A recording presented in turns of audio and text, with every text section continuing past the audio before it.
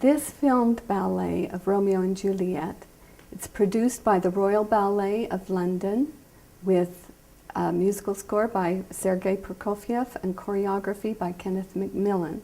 And it's one of many versions of this very popular ballet.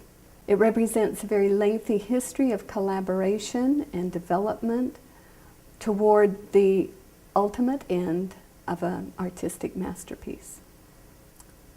Dance is a universal language, but in order to communicate the dramatic plot, a narrative ballet needs to have a very sensitive collaboration between several artists.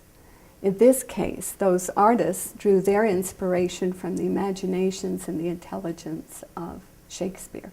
But he in turn drew his inspiration from several authors before him who told the story in prose or poetry. He was the first to make it a dramatic play and put it on the stage.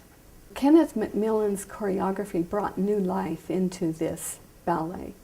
Other previous performances weren't nearly as successful, and that's partially because he was so sensitive to the power of stillness in conveying the dramatic emotion, or very knowledgeable about the appropriate and precise kind of movement that would convey the passion, whether it be love or hate or shyness or any other emotion.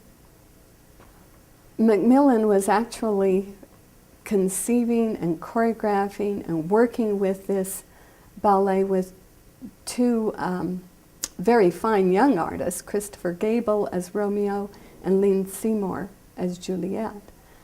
But he was forced to premiere the work on the more popular ballet duo in 1965, which was Margot Fonteyn, who was age 47, and Rudolf Nureyev at 29, who had recently defected from the Kirov Ballet in Russia as its strongest male dancer.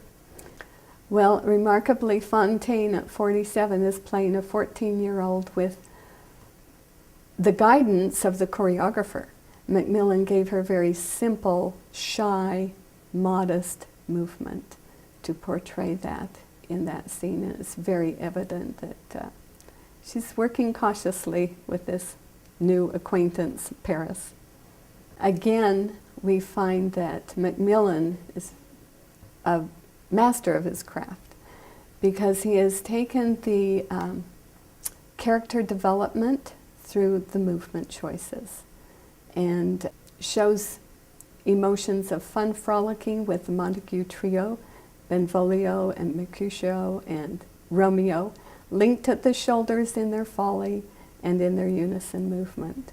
And just having a lot of fun trying not to reveal Romeo's identity at first to the nurse who is trying to deliver this all-important letter from Juliet accepting Romeo's proposal. Again, we see a contrasting characters in the fencing scene at the turning point in the production. Tybalt's countenance is reflecting the serious intent.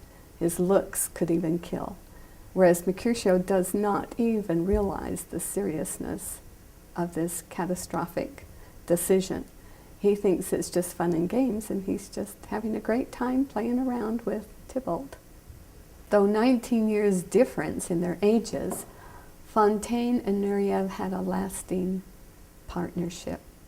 It was cemented in a 1962 production when the curtain calls lasted longer than the ballet itself.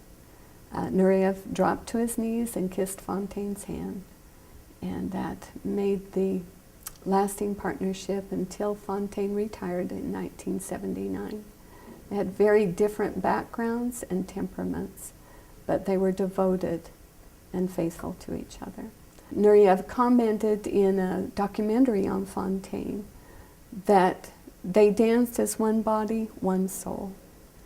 And the most amazing aspect of this film of Romeo and Juliet is that it preserves that remarkable and extraordinary partnership.